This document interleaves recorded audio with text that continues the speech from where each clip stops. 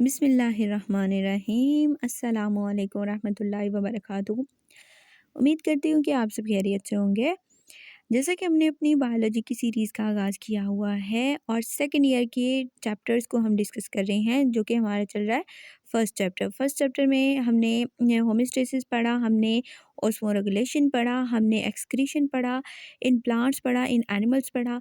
अब हम देख लेते हैं कि हमारे पास जो वर्टिब्रेट्स होते हैं, मीन्स के जितने भी वर्टिब्रेट्स हैं जिनके पास वर्टिब्रा कॉलम होता है, वर्टिब्री होती है, जिनके पास स्केलेटन होता है, तो उनमें कैसे होती है एक्सक्रीशन।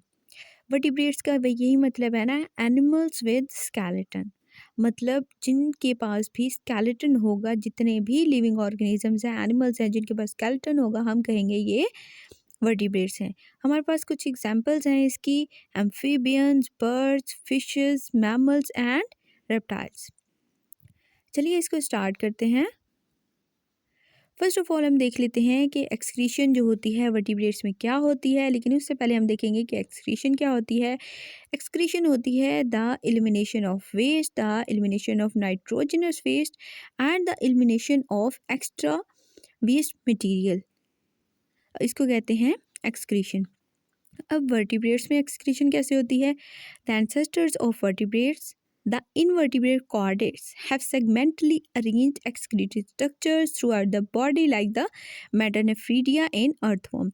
जैसे कि हमारी लास्ट वीडियो में हमने पढ़ा कि इनवर्टिब्रेट्स जो होते हैं, कॉर्डेट्स होते हैं, वो सेगमेंटली अरेंज होते हैं, उनके पास सेगमेंट्स होते हैं, उनका जो एक्सक्रीटरी स्ट्रक्चर है वो थ्रू आउट द बॉडी फैला होता है। और इसके अलावा जैसे कि इसकी एग्जांपल्स दी थी दो, मेटानेफ्रीडिया इन अर्थवर्म और नेफ्रीडियोपोर था इन प्लेनेरिया। तो ये था हमारे पास एक्सक्रीशन इनवर्टिब्रेट्स। नेक्स्ट इसको देख लेते हैं।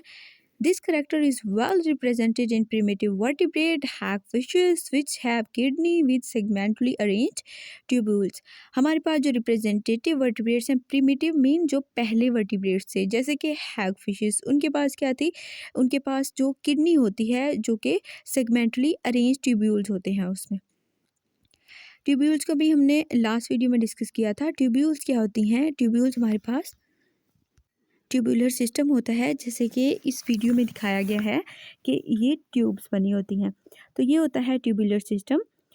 तो इसके बाद है kidneys contain numerous tubules not arrange segmentally closely associated with dense network of capillaries. Kidneys जो होती हैं उनके पास बहुत सारी, मतलब किडनीज के पास बहुत सारी ट्यूब्यूल्स होती हैं, न्यूमरस ट्यूब्यूल्स होती हैं जो कि सेगमेंटली अरेंज नहीं होती, और ये क्लोजली एसोसिएट होती हैं कैपिलरीज के साथ। नेटवर्क ऑफ कैपिलरीज होती हैं जिनके अंदर ब्लड फ्लो करता है, तो उनके साथ ये सेगमेंटली अरेंज होती हैं। The basic functional structure in the kidney is nephron. Basic functional structure जो है वो क्या है, नेफ्रॉन है।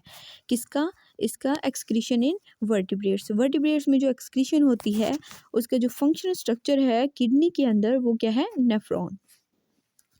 नेक्स्ट इसको देख लेते हैं कि एक्सक्रीशन ह्यूमंस के अंदर कैसे होती है।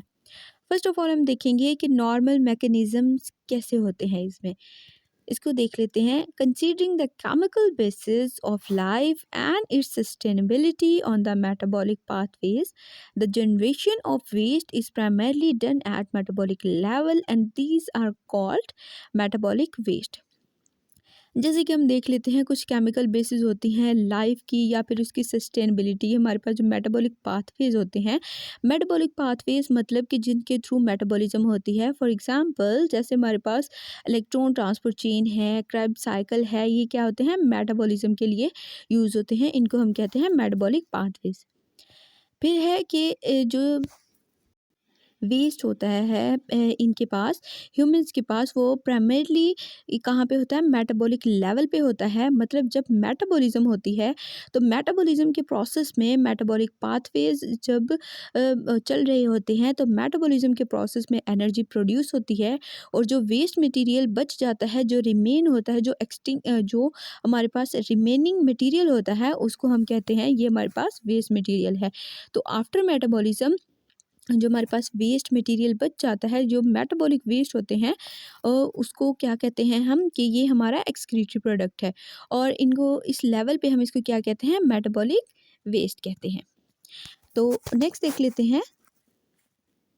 नेक्स्ट अब देखते हैं कि मेटाबॉलिक वेस्ट असल में होते क्या हैं। These include urea produced from the metabolism of amino acids। इसमें यूरिया आता है, जब अमाइनो एसिड्स की मेटाबॉलिज्म होती है तो यूरिया प्रोड्यूस होता है एज एन एक्सक्रीटरी प्रोडक्ट। फिर है creatinine produce from the muscle creatine. जब क्रिएटिनिन प्रोड्यूस होती है मसल से, जब उसमें क्रिएटिनिन होती है। देन यूरिक एसिड है फ्रॉम न्यूक्लिक एसिड। जब न्यूक्लिक एसिड बनता है तो उसके रिजल्ट में यूरिक एसिड एक्सक्रीट आउट होता है। फिर है bilirubin and product of haemoglobin breakdown and metabolites of various hormones.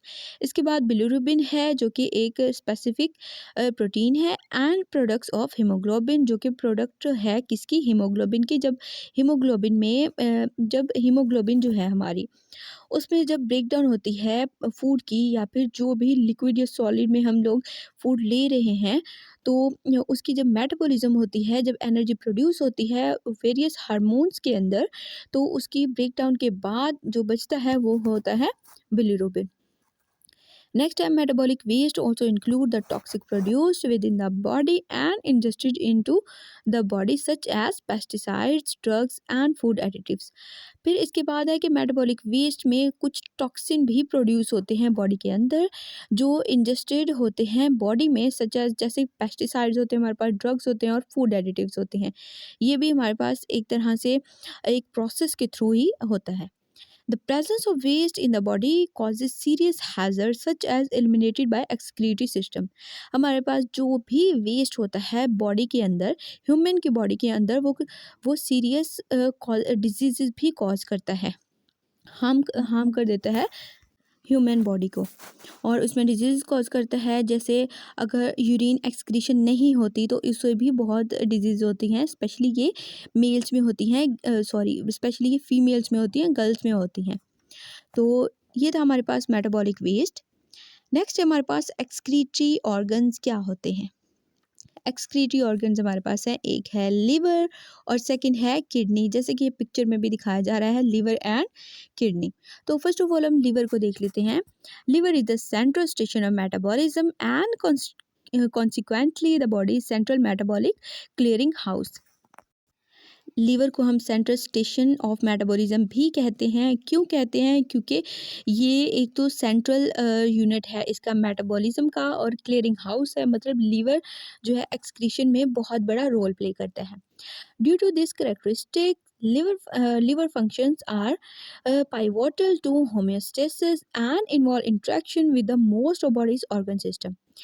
इसकी लीवर की इस करेक्टरिस्टिक की वजह से, मतलब इसको कहा है ना हमने कि ये स्टेशन ऑफ मेटाबॉलिज्म है, तो इसमें क्या होता है, लीवर फंक्शन जो है वो होमेोस्टेसिस में हेल्प करता है, मतलब इंटरनल और एक्सटर्नल इन्वायरमेंट को मेंटेन रखता है, एक लिमिट में रखता है, एक रेंज में रखता है, और इंट्रैक्शन करता है बॉडी ऑर्गन सिस्टम का, मतलब हमारी बॉडी के जितने भी ऑर्गन्स हैं या ऑर्गन सिस्टम्स हैं उनको इंट्रैक्ट करवाता है।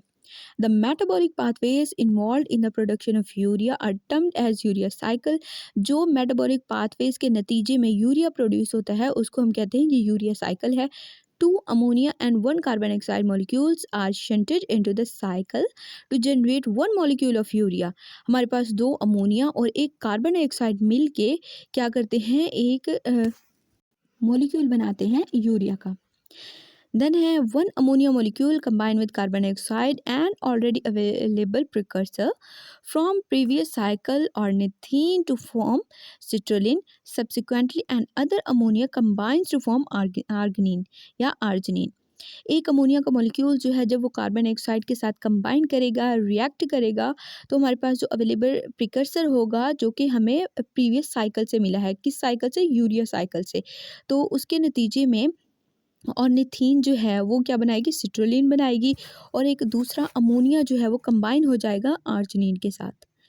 देन है आर्जिनिन की बात कर लेते हैं। The arginine is split by arginase to form urea and precursor ornithine for next cycle. अब हमारे पास जो आर्जिनिन प्रोड्यूस हुई थी वो स्प्लिट हो जाएगी आर्जिनेज में और यूरिया बनाएगी, और प्रिकर्सर जो है ऑर्निथीन का वो नेक्स्ट साइकिल में हमारे लिए यूज़ होगा।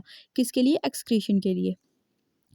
देन यूरिया से स्टार्ट करते हैं। अब ये पहुंच गया कि नेक्स्ट साइकिल तक पहुंच गया। फिर यूरिया क्या करता है, urea is detoxified form of ammonia in urea cycle. ये डिटॉक्सिफिकेशन करता है किसकी, अमोनिया की, in urea cycle, which can be retained in the body in greater amounts than ammonia and can be eliminated with 1/10 quantity of water as compared to the ammonia। Urea क्या है हमारे पास, ये detoxified form है ammonia की urea cycle के अंदर। Urea cycle में जो अमोनिया है वो डिटॉक्सिफाइड होता है या फिर डिटॉक्सिफाइड फॉर्म होती है यूरिया की, जो कि बॉडी के अंदर ही रह जाता है ग्रेटर अमाउंट में। मतलब अमोनिया जो है, जो आफ्टर यूरिया साइकिल हो गया उसके बाद क्या हुआ है, जो इसकी ग्रेटर अमाउंट अमोनिया की अंदर रह गई है, सॉरी यूरिया की जो अमाउंट अंदर रह गई है वो क्या होगी, वो एलिमिनेटेड होगी। मतलब 10 में से पहला हिस्सा, 10 हिस्से हैं अगर हमारे पास, तो उसमें से पहला हिस्सा जो है वाटर का, तो उसके कंपैरिजन में अमोनिया होगा। मतलब 10 हिस्से वाटर के होंगे, मतलब एक हिस्सा सॉरी वाटर का होगा और 10 हिस्से होंगे अमोनिया के। तो ये था हमारे पास लीवर, जिसमें हमने पढ़ा कि लीवर को सेंट्रल स्टेशन ऑफ मेटाबॉलिज्म कहते हैं। फिर इससे क्या होता है, इस ये जो है प्रोवाइटल है टू होमियोस्टेसिस, और ये इंटरेक्ट करवाता है ऑर्गन सिस्टम्स को। इसके बाद मेटाबॉलिक पाथवेज पढ़े हमने, फिर यूरिया साइकिल पढ़ा कि यूरिया साइकिल में क्या होता है, अमोनिया प्रोड्यूस होता है, कैसे प्रोड्यूस होता है। और इसके अलावा ये कि जब अमोनिया प्रोड्यूस होता है उसके बाद अमोनिया रिएक्ट करता है कार्बन डाइऑक्साइड के साथ, फिर एक मॉलिक्यूल बनता है यूरिया का। फिर उसके बाद अमोनिया का एक मॉलिक्यूल कार्बन डाइऑक्साइड के साथ जब कंबाइन करता है तो सिट्रुलिन बनाता है और आर्जिनिन बनाता है। फिर ये जो आर्जिनिन है ये स्प्लिट हो जाती है आर्जिनेज में और यूरिया बनाती है। फिर ये साइकिल ऐसे ही चलता रहता है। फिर जो यूरिया है वो डिटॉक्सिफाइड फॉर्म ऑफ अमोनिया है यूरिया साइकिल के अंदर, जो कि बॉडी में रहता है ग्रेटर अमाउंट में। जैसे कि एक हिस्सा वाटर का है तो 10 हिस्से तो 9 पार्ट्स किसके होंगे, अमोनिया के होंगे। तो ये था हमारे पास लिवर। नेक्स्ट देख लेते हैं यूरेनरी सिस्टम। यूरेनरी सिस्टम में बेसिकली हमारे पास क्या होती हैं, नेफ्रॉन होते हैं, फिल्ट्रेशन होती है, रीअब्जॉर्प्शन होती है और सिक्रीशन होती है। तो यूरेनरी सिस्टम हम डिस्कस करेंगे इंशाल्लाह नेक्स्ट वीडियो में। और ये था हमारा आज का टॉपिक। होप सो आपको कॉन्सेप्ट्स क्लियर हुए होंगे और इसका नेक्स्ट पार्ट हम डिस्कस करेंगे नेक्स्ट वीडियो में। और अपने कमेंट्स में ज़रूर बताइएगा कि आपको कोई इशू अगर है तो। और इसके अलावा लाइक, सब्सक्राइब एंड शेयर करना ना भूलिएगा और दुआ में याद रखिएगा। अल्लाह हाफिज़, जज़ाकल्लाह।